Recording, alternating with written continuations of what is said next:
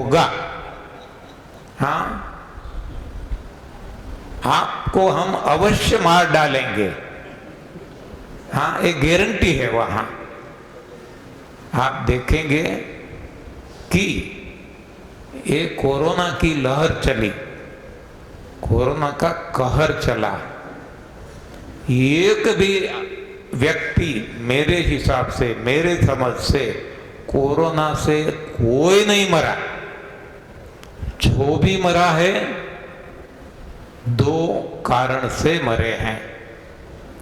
एक है, आप सब अच्छी तरह से जानते हैं कि मीडिया वालों ने, हाँ, जिसको अपना सेल्फ इंटरेस्ट है कोई, या तो ये दवाइयाँ बनाने वाली कंपनियों का निजी स्वार्थ है, तो उन लोगों ने इतना डर फैला दिया सारी दुनिया में कि लोग डर के मारे मरने लगे। जो डर गया वो मर गया, वो जानते हैं अच्छी तरह से। तो आपको डरा देंगे और डरा डरा कर मारेंगे। हाँ, आप सभी को अनुभव शायद हुआ होगा कि जब डॉक्टर के पास जाते हैं, डॉक्टर क्या कहेंगे, ओह हाँ, आप समय से पहुंच गए, 5 मिनट भी आप देर हो गई होती तो हमारे हाथ में कुछ नहीं रहता। हाँ, आप मर गए होते। हाँ, ये क्या है? ये डरावना है। डरा देंगे इतना कि अब हम कहेंगे कि जो भी चाहे, जितना भी खर्च हो आप ले लो हमसे, लेकिन हमें जिंदा बचा लो। हाँ, ये डर का प्रभाव है, ये ह्यूमन साइकोलॉजी है। हम वैसे अच्छी तरह से जानते हैं कि जीवन दान देने वाला कोई है तो केवल और केवल भगवान है। डॉक्टर कोई भगवान नहीं है, वैद्य कोई भगवान नहीं है, कोई भी चिकित्सक भगवान नहीं है, कोई भी हमें जीवन दान नहीं दे सकता, एक सांस भी हमारी नहीं बढ़ा सकता, चाहे करोड़ों लाखों खरबों खर्च कर दे। हाँ, नहीं तो ये अंबानी परिवार है, धीरूभाई अंबानी क्यों मरते? कोई भी ऐसे धनी, हाँ, जिसके पास क्या कमी थी, क्यों मरते? यदि भगवान, डॉक्टर, वैद्य ये लोग होते तो क्यों मरने देते? हाँ, लेकिन किसी के हाथ में नहीं है। वो ही होता है जो मंजूरे खुदा होता है। जितनी चावी भरी श्री राम ने, उतना चले खिलौना। रोते रोते हंसना सीखो। हाँ, हंसते हंसते रोना। हमें रोना नहीं है, हंसते हंसते भी नहीं रोना है। हाँ, ये तो जिसके जैसा सोच वैसे वो गाने बना देते हैं। हमें तो बस झूमना है, कूदना है। हाँ, प्रभु की याद में मीराबाई की तरह, नरसिंह मेहता की तरह। हाँ, ऐसा जीवन हमें जीना है। लेकिन यदि हम किसी और का सहारा लेंगे तो वो तो हमें मारेगा ही, क्योंकि जीवन देना किसी के हाथ में नहीं है, किसी के बस में नहीं है। कोई दवाई काम नहीं करेगी, कोई डॉक्टर काम नहीं करेगा, कोई काम नहीं करेगा। हाँ, एक है इसे उल्टा मार सकते हैं। तो आप देखेंगे कि जो भी एलोपैथी थेरेपी हम आज आजमा रहे हैं वो हमें मार रहे हैं। कोई जीवतदान नहीं देता। जीवतदान एक ही केवल दे सकते हैं, प्रभु परमात्मा, इसके अलावा कोई भी नहीं। तो कोरोना से एक तो लोग डर के मारे मरे हैं, क्योंकि डर गए। हाँ, तो क्या होगा, आप सभी का अनुभव होगा कि तुरंत वो हॉस्पिटल चला जाता है। और वहीं हम सब अच्छी तरह से जानते हैं कि WHO तक हर कोई मानते हैं, कहते हैं कि कोई भी वायरस का कोई भी इलाज उपचार नहीं है, कोई दवाई नहीं है। और जब हम हॉस्पिटल जाएंगे तो वहां क्या होगा, हमें दवाई दी जाएगी। हाँ, वही तो होता है ना, ऐसी दवाइयां जिसकी जरूरत नहीं है और इतनी भारी दवाइयां जो हमारा शरीर सहन नहीं कर सकता, तो वो अपने आप कोलैप्स हो जाता है। तो एक है डर के मारे व्यक्ति मर गया, दूसरा है दवाइयों के द्वारा व्यक्तियों को मारा गया। इसके अलावा तीसरा कोई कारण मेरी समझ में नहीं है। कोई ऐसा दृढ़ मनोबल वाला है, तो मैंने जो अभी बताया ना कि हमारा परिवार वाला ही हमें उठाकर हॉस्पिटल में दाखिल कर देंगे, एडमिट कर देंगे। ऐसी स्थिति सभी को मालूम है। किसी को थोड़ी सी छींक भी आई ना, तुरंत मन में आ जाएगा मुझे कोरोना तो नहीं हुआ होगा। हाँ, और अपने परिवार वाले भी कहेंगे आप जाओ जल्दी डॉक्टर के पास, चेकअप करवा लो।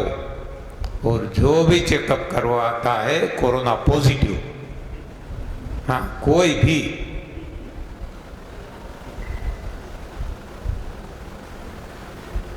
तो इस तरह से समाज में ऐसा इतना डर फैला दिया गया था कि एक व्यापार बन गया। व्यापार वैसे ही है पहले से, लेकिन इसमें उछाल आ गया। यहां किसी की हम आलोचना नहीं करते। डॉक्टर को मेरे परिवार में भी बहुत सारे डॉक्टर हैं, मेरे मित्र भी डॉक्टर हैं, तो यहाँ हम डॉक्टरों का दोष नहीं देखते। लेकिन डॉक्टरों को जो पढ़ाया गया है, ये पढ़ाई गलत है। दूसरा, डॉक्टर बनते बनते और हॉस्पिटल अपनी लगाते लगाते करोड़ों रुपया खर्च हो गया है। तो ये कहाँ से लाएगा?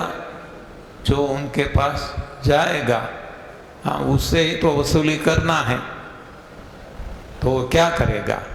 हाँ, उनको भी लोन ली है, उसके इंस्टॉलमेंट भरने हैं, लाइट बिल भरना है, स्टाफ पेमेंट करना है, हाँ, बहुत सारी बातें। कहना ये है कि ऐसी स्थिति हमने, यानी कि इंसान ने खड़ी कर दी है। आप देखेंगे कि वो ही कोरोना की कहर में कोई पक्षी, कोई पशु, कोई प्राणी नहीं डरा है, नहीं मरा है। हाँ, तो हमने खुद को ही मार डाला है। तो इसमें से अब हमें बाहर आना है।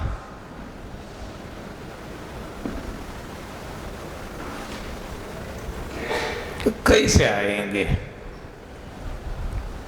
तो जो रोगों का सही कारण है वो हमें ढूंढना होगा, और सही निवारण ढूंढना होगा। ये जब पता चल जाएगा तब हम कमोत नहीं मरेंगे। हाँ, आज हम कमोत मरते हैं। सारी दुनिया में आज इंसान शायद कोई ही ऐसा होगा जो कमोत नहीं मरता। बाकी ज्यादातर लोग दे कमिट सुसाइड, वो आत्महत्या कर रहे हैं अनजान में। हाँ, अनजान में आत्महत्या हम कर रहे हैं। तो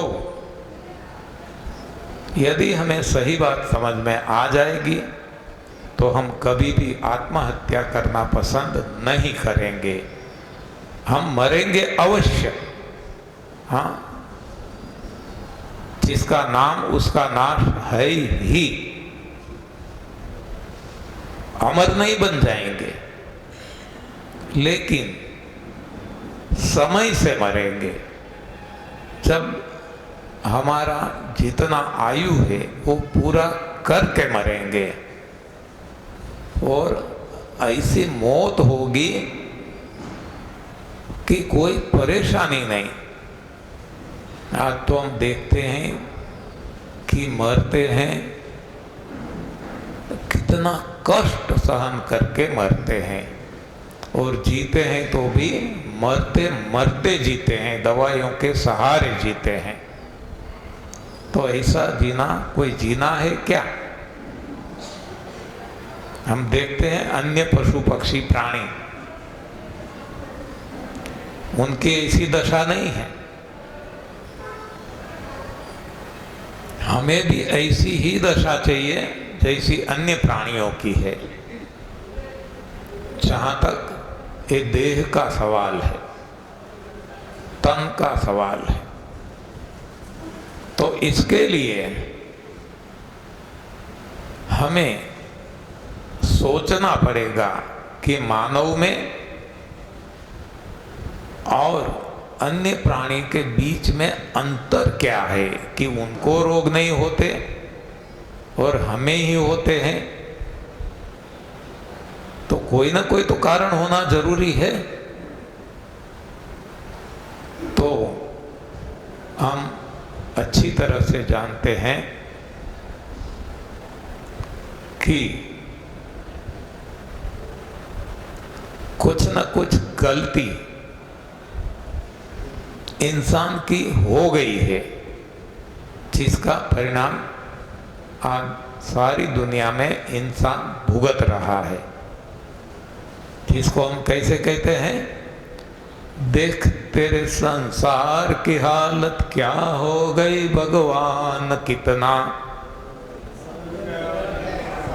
कितना बदल गया इंसान। सूरज न बदला, चांद न बदला, ना बदला आसमान, कितना। तो ये है कारण कि हम बदल गए। आप देखो, सूरज, चांद, आसमान कुछ भी नहीं बदला। वहां तक कि कोई घोड़ा, कोई हाथी, कोई गाय, कोई भैंस, कोई पक्षी, कोई नहीं बदला। जब से सृष्टि का आविष्कार हुआ, ब्रह्मा ने ये सृष्टि बनाई, तब से वो जो स्थिति में थे आज भी वो ही स्थिति में है। और हम हर रोज बदलते हैं, हर रोज बदलते हैं। केवल 50 साल पूर्व आप देखें, हम छोटे थे तो हमारे कपड़े कैसे थे, हाँ आज कैसे हैं। हमारा जो रीति रिवाज थे वो कैसे थे, आज कैसे हैं। हमारा खान पान कैसा था, आज कैसा है। हर कोई में आप देखेंगे कि हम डेली बदलते रहते हैं। तो बदलना बुरा नहीं है, बदलाव ही तो जीवन है। लेकिन सही दिशा का बदलाव होना जरूरी है। गलत दिशा में बदलाव करेंगे तो गलत परिणाम मिलेगा, सही दिशा में बदलाव करेंगे तो सही परिणाम मिलेगा। सही यानी किसको कहेंगे?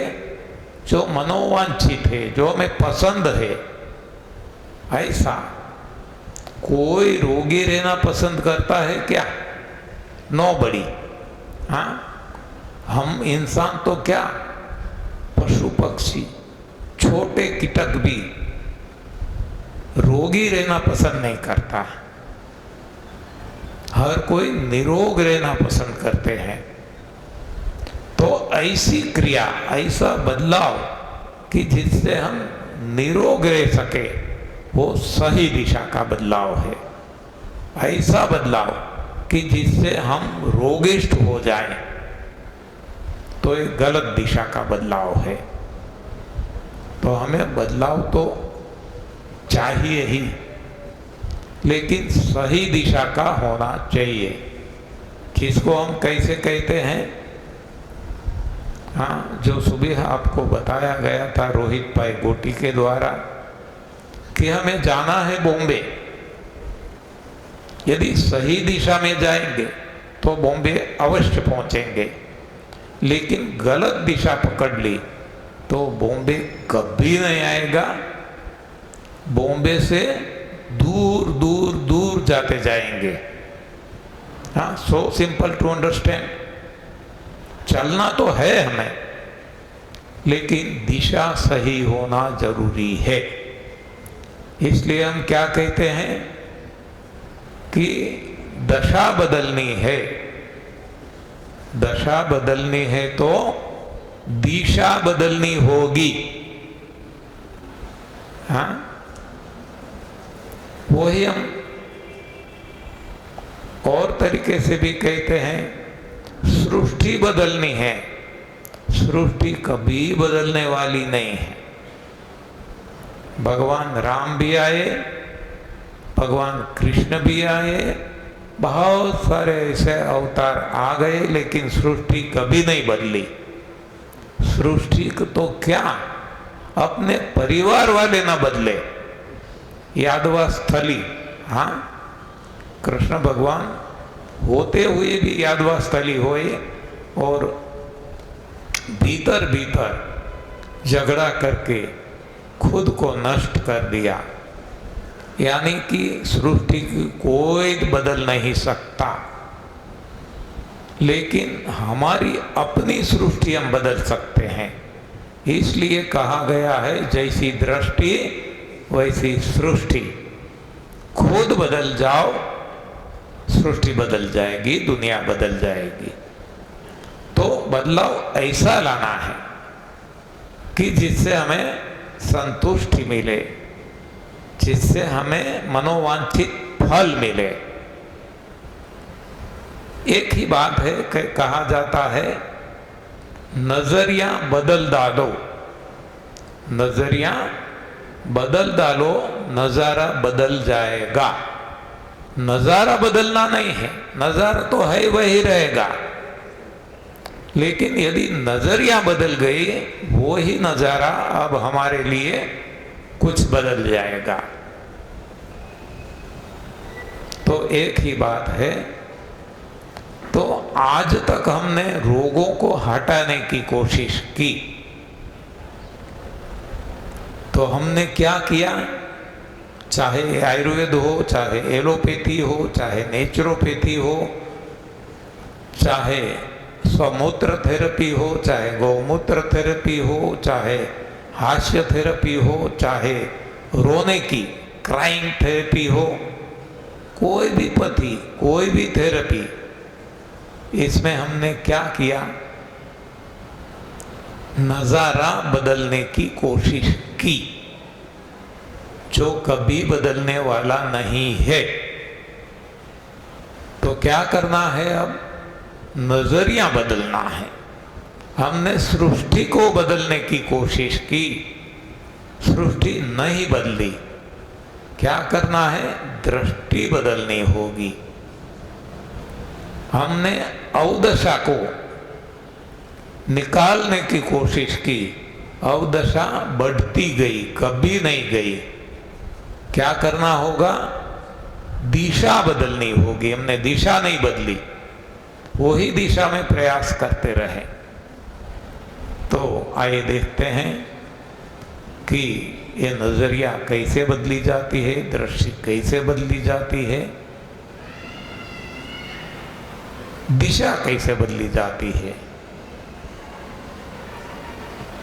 तो देखो, एक दो एग्जाम्पल ले ले जिससे हमें पता चल जाएगा कि हमने गलत दिशा में काम किया है, इसलिए हमें सफलता नहीं मिली। एक परछाई पड़ती है, हाँ, कोई वहां कोई पदार्थ पड़ा है, कुर्सी पड़ी है, कोई स्पीकर पड़ा है, कुछ भी है, टेबल पड़ा है, तो इसकी परछाई पड़ेगी। वो तो पड़ने ही वाली है। हम खड़े हैं, हमारी परछाई पड़ेगी। अब हम परछाई को हटाना चाहेंगे, हाँ, तो परछाई कभी नहीं हटेगी। हाँ, परछाई को हटाने का गलत प्रयास है तो परछाई नहीं हटेगी, सही प्रयास है तो परछाई तुरंत हट जाएगी। जैसे हम अन्य वस्तु को हटाने की कोशिश करते हैं, वो ही इसको हटाने के लिए प्रयास करते हैं।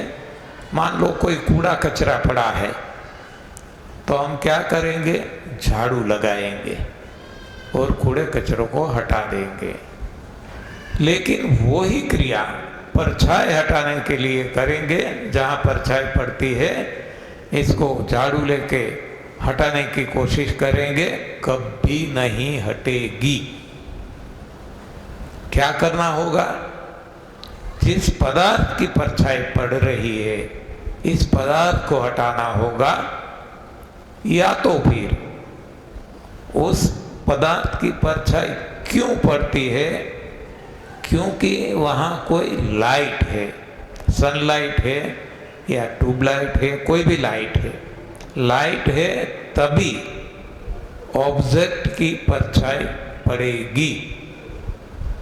तो या तो लाइट को हटा दो या तो ऑब्जेक्ट को हटा दो, पदार्थ को हटा दो, परछाई अपने आप हट जाएगी। हाँ, एकदम सरल बात है। परछाई को हटाने की कोशिश करेंगे, परछाई कभी नहीं हटेगी। लेकिन परछाई का जो कारण है, इसको यदि हमने हटा दिया, परछाई तुरंत हट जाएगी। So simple. तो अब हम देखते हैं रोगों के बारे में। चाहे एलोपैथी हो, नेचुरोपैथी हो, आयुर्वेद हो, जितनी भी 150, 200, 500 जितनी पैथी थेरेपी आज तक इंसान ने अपनाई, इसमें क्या हमने किया? रोगों को हटाने की कोशिश की। क्या किया? रोगों को हटाने की कोशिश की कि ये दवाई ले लेंगे, सर दर्द खत्म हो जाएगा, ये दवाई ले लेंगे, किडनी फिर से अच्छी तरह से फंक्शन करने लगेगी, ये दवाई ले लेंगे, हार्ट बीट नॉर्मल हो जाएंगे, ये दवाई ले लेंगे, हृदय से जुड़े हुए रोग खत्म हो जाएंगे। कभी नहीं हुए, बढ़ते गए। उसी तरह से ये प्राणायाम करेंगे, रोग हट जाएंगे, ये योगासन करेंगे, रोग हट जाएंगे। नेवर, कभी भी हटने वाला नहीं है। क्योंकि हमारी जो साजिश है वो ही गलत है। वैसे कोई भी ले लो, स्वमूत्र थेरेपी, गौमूत्र थेरेपी, हाँ, ये हास्य थेरेपी, क्राइम थेरेपी, कोई भी ले लो, सभी में हमने एक गलती की है कि हमने रोगों को हटाने की साजिश की है, कोशिश की है, जो गलत है, जिससे रोग ना हटे हैं ना हटेंगे, चाहे लाखों साल प्रयास करते रहें, क्योंकि ये गलत दिशा है। अब हम देखें कि एनडीएस में लोगों के रोग हट जाते हैं, चाहे डायबिटीज हो, चाहे बीपी हो, चाहे एसिडिटी हो, चाहे माइग्रेन हो, चाहे कैंसर हो, चाहे कोरोना हो, चाहे ओमिक्रॉन हो, चाहे चिकनगुनिया हो, चाहे कोई भी रोग क्यों ना है, हर कोई रोग ठीक हो जाते हैं। क्यों होते हैं कि यहाँ हम रोगों पे काम नहीं करते। आप देखेंगे 5 दिन तक आपको क्या रोग है हम नहीं पूछेंगे, आपका नाड़ी परीक्षण नहीं करेंगे, आप जीभ बाहर निकालो ऐसा नहीं बताएंगे, हम आपकी आंखें नहीं देखेंगे, हम आपके टेस्ट रिपोर्ट नहीं देखेंगे, और फिर भी आप देखेंगे कि आपके जो भी रोग है चले जाएंगे। क्यों ऐसा? तो यहाँ आपको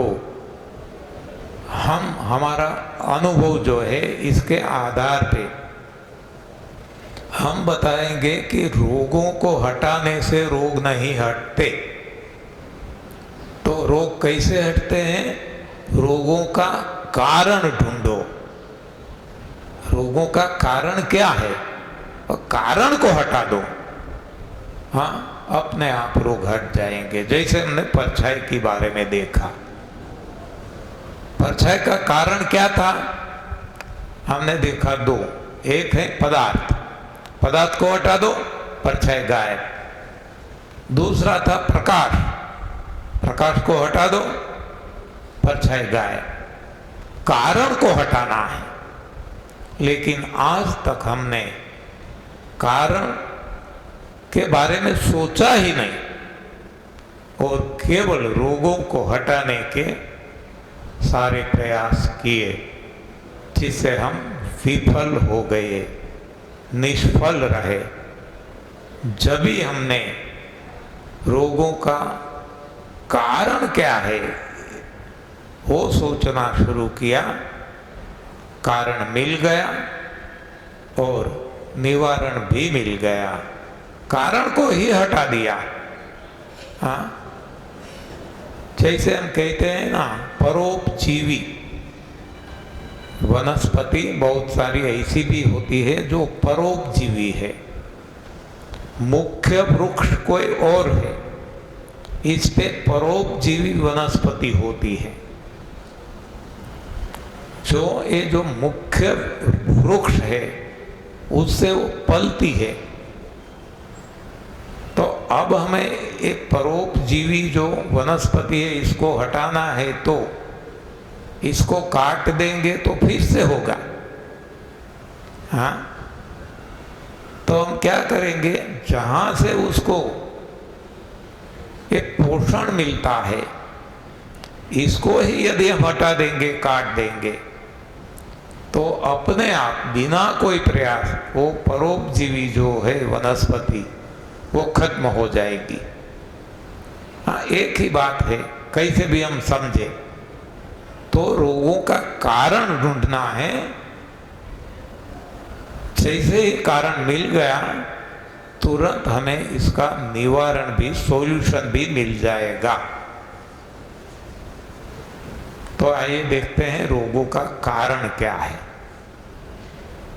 आज तक हमने कारण ही ढूंढा, लेकिन ये गलत सोच थी हमारी। मलेरिया हो गया, डेंगू हो गया, टाइफाइड हो गया, तो हमने कारण क्या माना? मच्छर काटने से, एनोफिलिस मच्छर काटने से मलेरिया होता है। उसी तरह कोई दूसरा मच्छर काटने से डेंगू होता है। उसी तरह कोई और मच्छर काटने से नाना प्रकार के बुखार होते हैं। तो हमने क्या किया, देखो हमने कारण माना क्या, बुखार का कारण हमने मच्छर माना। तो हमने क्या किया, मच्छर को मारा, मच्छर मारो। हाँ, कितने सालों से हम मच्छर मारते आए, आज भी मच्छर नहीं मरे। हाँ, जितने मरे उससे ज्यादा पैदा हो जाते हैं। ये गलत दिशा है, गलत सोच है। आज मैं कहता हूं कि मुझे मच्छर कटवाओ, जो भी मच्छर आप चाहते हैं। हाँ, जो भी आपके मन में, एनोफिलिस हो, नर हो, मादा हो, जो भी आप मानते हैं, मुझे कटवाओ। और देखो, ना मुझे मलेरिया होगा, ना मुझे टाइफाइड होगा, ना मुझे कोई भी बुखार आएगा। क्यों? क्योंकि मच्छर का काटना वो सही कारण नहीं है, कारण कुछ और है। तो हम सही कारण ढूंढेंगे और इसका निवारण भी ढूंढेंगे, और आप देखेंगे कि हमारे जीवन में कभी कोई रोग नहीं आएगा। बुखार तो क्या, कुछ भी नहीं। हम नाली के किनारे सोएंगे ना, जहां मच्छर ही मच्छर है, लेकिन आप देखेंगे, हाँ, मुझे जब मिलने आते हैं लोग, तो ऐसा समय हो जाता है सूर्यास्त का, और इतने मच्छर आ जाते हैं, हाँ, तो हर कोई परेशान हो जाते हैं। मच्छर काटते हैं इतना, और वैसे डर पड़ा है कि मच्छर काटेगा तो मलेरिया हो जाएगा, डेंगू हो जाएगा। हाँ, इसलिए डरते भी है, तो वो ज़्यादा परेशान होते हैं। जबकि हमें देख के वो कहते हैं कि आपको तो कोई डर नहीं है, हाँ, आपको कोई मच्छर की चिंता नहीं है।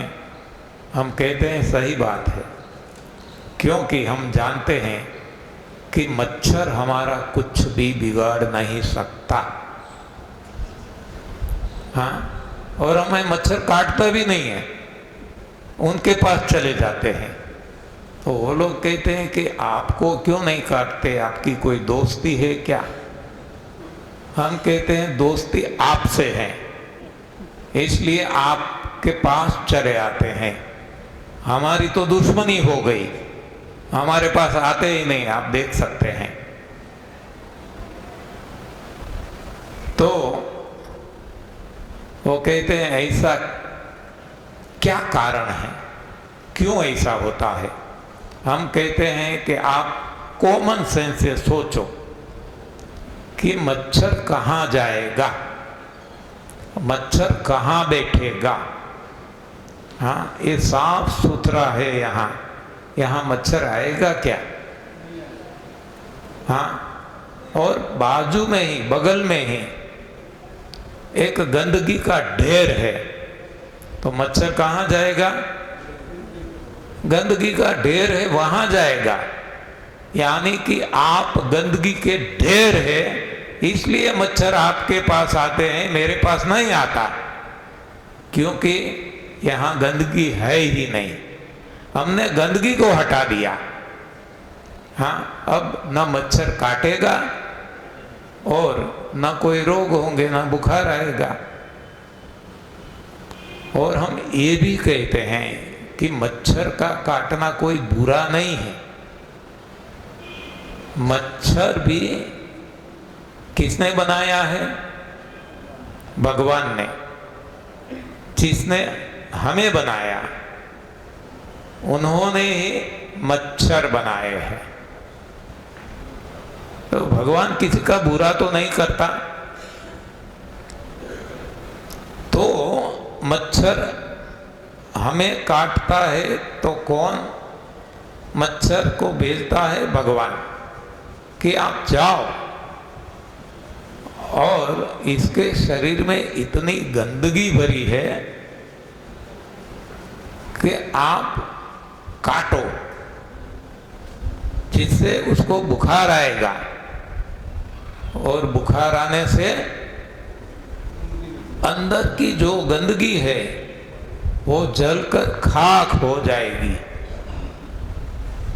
क्यों बुखार आता है? ये भगवान ने भेजा है मच्छर को।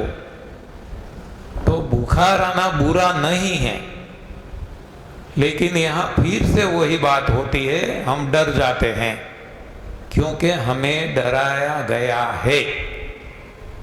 सिंस बर्थ, जन्म से ही हमें डराया गया है, बुखार आएगा, हाँ तो ये हो जाएगा, वो हो जाएगा, मर जाएंगे।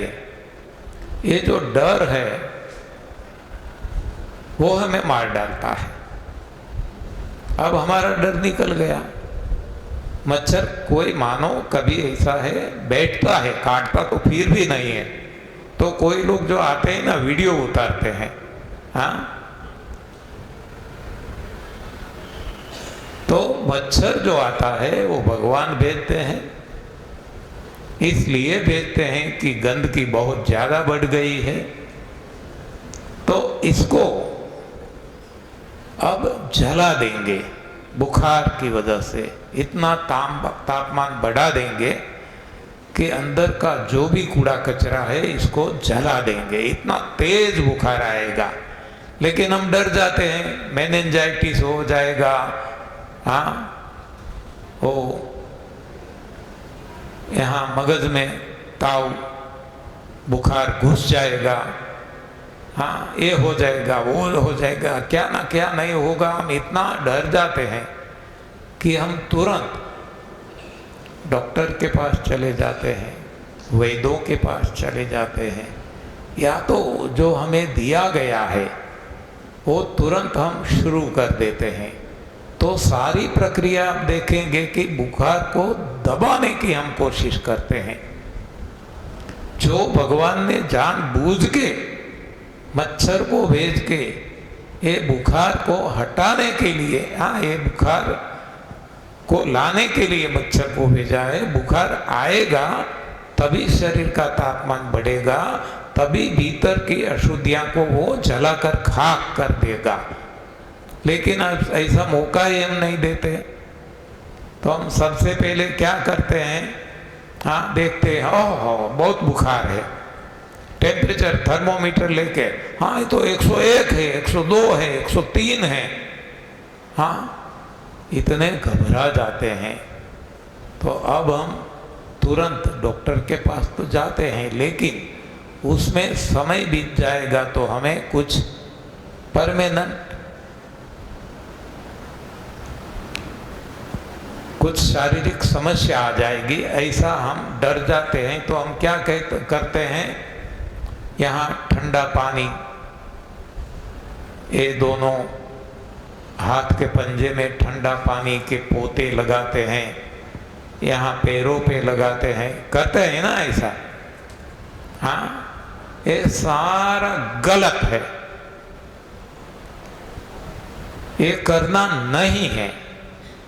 ऐसा करने से जो भगवान ने कार्य शुरू किया है इसको हम रोक देते हैं।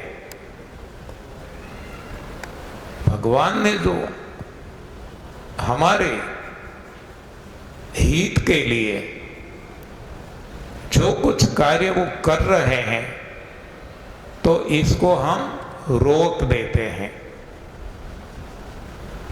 जिसकी वजह से क्या होता है कि शरीर में नुकसान होता है जो हमें पता नहीं है।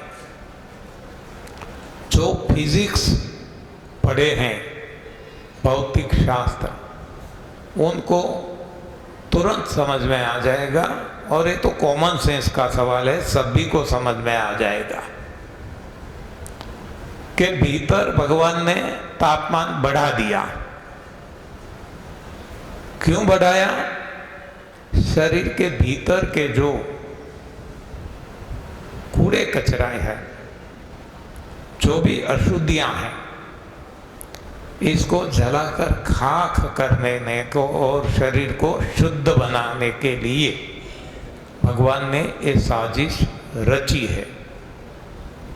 लेकिन ऐसे ठंडे पानी के पोछे लगाकर हम शरीर को ठंडा करते हैं। तो शरीर कहाँ ठंडा होगा? जहाँ हम ऐसी ठंडी पट्टियाँ लगाते हैं। भीतर तो गर्मी ही है, भीतर की, हाँ, इसको हम ठंडा नहीं कर सकते। वो तो भगवान ने आग लगा दी है। तो अब क्या होगा कि भगवान ने वो कैलकुलेटेड कहे ना, हाँ, वो गिनती करके कि बाहरी तापमान इतना है, मैं इतना तापमान बढ़ा दूंगा भीतरी, तो ये जो भी पसीना ये निकलेगा, कुछ भी वो जलाकर खाक कर देगा। तो ये सारी भगवान की गिनती है। इस गिनती को हम काम करने नहीं देते। इन गिनती के हिसाब से हम ज़्यादा ठंडा कर लेते हैं। तो अब क्या होगा? टेम्परेचर डिफरेंस बढ़ जाता है। भीतर का उतना ही है, ज़्यादा बाहरी हम कम कर देते हैं। तो ये दोनों का जो डिफरेंस है वो बढ़ जाता है। तो इससे क्या होगा कि जहीं भी प्रेशर डिफरेंस है, टेम्परेचर डिफरेंस है, वहाँ एक करंट फ्लो होना शुरू हो जाता है। करंट, जिसको हम प्रवाह भी कहते हैं। हाँ, ये हवा का झोंका आता है, प्रवाह आता है। क्यों आता है? हाँ, जब प्रेशर डिफरेंस होता है कोई भी, तो ये डिफरेंस बढ़ जाता है। जितना कैलकुलेटेड था इससे ज़्यादा बढ़ जाता है। तो इसके कारण जहाँ से मानो हम यहाँ ये ठंडा करते हैं, तो यहाँ जो प्रवाह बढ़ जाने के कारण वो यहाँ जो हमारे मज्जा तंतु है, ज्ञान तंतु है, उनको डैमेज करेगा। वो हम नहीं जानते। और इसी हिसाब से हम ऐसी साजिश रचते हैं। और डॉक्टर के पास जाते हैं, वो भी ऐसी दवाइयाँ देते हैं कि तुरंत बुखार को दबा देते हैं। तो दबने वाला नहीं है। तो कहीं ना कहीं से निकलेगा। तो आप देखेंगे बुखार की वजह से किसी को कोई नुकसान नहीं होता, लेकिन जब बुखार की दवाइयाँ लेते हैं तब कोई लोग कोमा में जाते हैं। हाँ, कोई ना कोई परेशानी हो जाती है। किसी को पैरालिसिस हो जाता है, किसी को कुछ ना कुछ। तो ये दवाई की वजह से, दबाने की वजह से है, लेकिन हम जानते नहीं हैं। तो ये तो मैंने केवल एक उदाहरण आपको दिया। तो जो भी हम कुछ करते हैं, ये सब कुछ गलत करते हैं। तो इसको हम कहते हैं कि भगवान सबका भला चाहते हैं, लेकिन ये जो हमने विज्ञान बनाया, मैन मेड साइंस, मानव सर्जित विज्ञान, जो हर हमेश भगवान से, जो भगवान करना चाहते हैं, इसका विरोध ही करता है। भगवान किसी को मानो के अंदर भीतर से धक्का मार के बाहर निकालने का प्रयास करता है, तो विज्ञान क्या करता है? वो जो बाहर भगवान निकालता है, इसको फिर से भीतर डालने की कोशिश करता है। आमने सामने आ जाते हैं। हाँ, तो नुकसान तो हमें ही होगा। इसलिए मैंने एक बुक लिखी है, गॉड वर्सेस साइंस, भगवान वर्सेस विज्ञान। आप देखेंगे विज्ञान की सारी क्रियाएं जो भगवान अच्छे के लिए करना चाहते हैं, इसको रोकना का ही प्रयास करते हैं। जैसे दो कंट्री, दो देश आपस में भिड़ जाते हैं ना, जैसे आज रूस और यूक्रेन के बीच में हो रहा है, हाँ, तो दोनों को नुकसान है। तो उसी तरह यहाँ भी हमें नुकसान ही होता है, लेकिन हम समझते नहीं हैं, ये लोग भी नहीं समझते हैं। हाँ, ईगो का टकराव है कि हम भी किसी से कम नहीं। हाँ, तो ऐसा विज्ञान जो हमने ढूंढा, मैन मेड साइंस, मानव सर्जित विज्ञान, इसने एक ही काम किया है, भगवान का जो भगवान काम करना चाहते हैं उसका अवरोध। बस विज्ञान और कुछ नहीं करता। तो इसी हिसाब से क्या होता है, गुजराती में एक कहावत है, हाँ शायद आप जानते होंगे, कि पाडे पाडा बाजे एमा झाड़नो खो। हाँ, पाडे पाडा बाजे एमा झाड़नो खो, मतलब जो पाडा अथवा तो आखला कहिए, हाँ, जिसको हम बैल कहते हैं हिंदी में, दो बैल आपस में झगड़ते हैं और इसमें एक वृक्ष आ जाता है, पेड़ आ जाता है, तो ये तो झगड़ते हैं, उनको तो नुकसान है ही, लेकिन वो पेड़ को ज्यादा नुकसान करते हैं, पेड़ को गिरा देते हैं। तो उसी तरह भगवान हमारा भला चाहते हैं, तो भगवान विज्ञान हमारा बुरा करता है, तो दोनों की यहाँ संग्राम होता है, लड़ाई होती है, इसमें हम खुद खत्म हो जाते हैं। हाँ, ये है हमारा विज्ञान, मैन मेड साइंस, मानव सर्जित विज्ञान। तो हम आगे बात करेंगे। बहुत सारे लोगों को लगता है कि आप विज्ञान के लिए ऐसा क्यों बोलते हैं। तब मैं कहता हूं कि आप जो मैं बोलता हूं सोच समझ के बोलता हूं, क्योंकि मैं भी एक वैज्ञानिक हूं। I am also a scientist. हम देखते हैं ना, कोई पेड़ ले लो, देखो यहाँ सबसे पहले ऐसा इसका ट्रंक, थर्ड जिसको कहते होते, इसमें से शाखा प्रशाखाएं निकलती है। तो ये जितनी शाखा प्रशाखा है वो केवल एक ही वृक्ष की है। उसी तरह विज्ञान की भी बहुत सारी शाखा प्रशाखाएं हैं। इसमें एक है जो हमने ए ग्रुप लिया था, ए फॉर एरिथमेटिक का है, तो हमने एक ए ग्रुप लिया तो हम इंजीनियर बने।